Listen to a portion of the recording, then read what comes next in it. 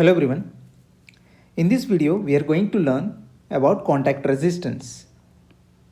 So in my last video we have learned about the heat transfer through the composite wall. So in that video we have learned that we have a three different material wall, that is A, B and C, and due to the temperature gradient in the inside and the outside there was a heat flow.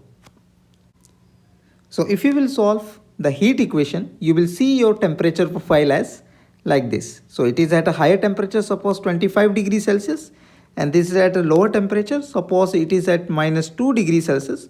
So the temperature will reduce like this.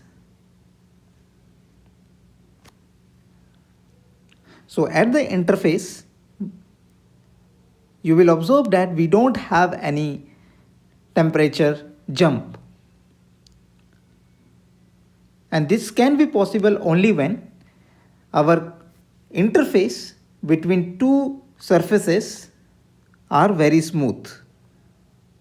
But in reality, when you will have two slabs in contact as shown in figure here, so we have a slab A and slab B, and between this slab there will always be some roughness as shown here, and due to this roughness there will be air gaps as shown here between two contact surfaces which are filled by air, normally with air. And as we know, air is a very bad thermal resistance, so it will reduce our heat transfer through the contact slab. And when you will measure the temperature across these 2 points in slab A and slab 2, you will see a considerable temperature drop across the interface. So basically you will have two resistance in this case. So we have a temperature A, that is the temperature of slab A, and then we have one resistance due to the contact, because some portion of the interface where the metal are contact with each other and where there is a air gap. So one resistance will be for the contact one, and second resistance is for the gap, and there is a temperature A and temperature B across the interface.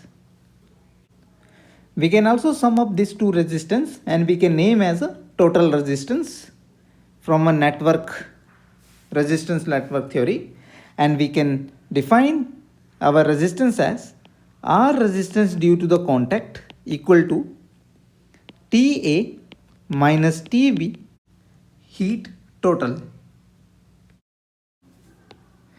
Mostly the reason for this temperature jump across the interface is due to the surface roughness.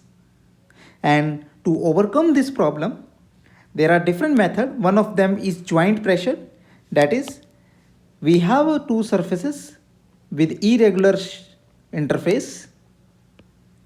So if we apply a pressure to these two different pieces, this gap, due to the pressure, this gap will reduce and most of the portion of the material at the interface will come into the contact, and like that we can reduce the contact resistance.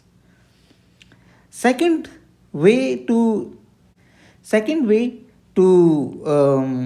reduce the contact resistance is using the high thermal liquid fluid. That is, whenever you have a non smooth surface, so you can fill this with the high conducting liquid.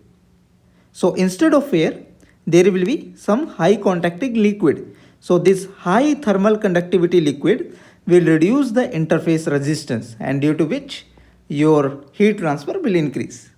And the third way is to use a smooth interface by machining.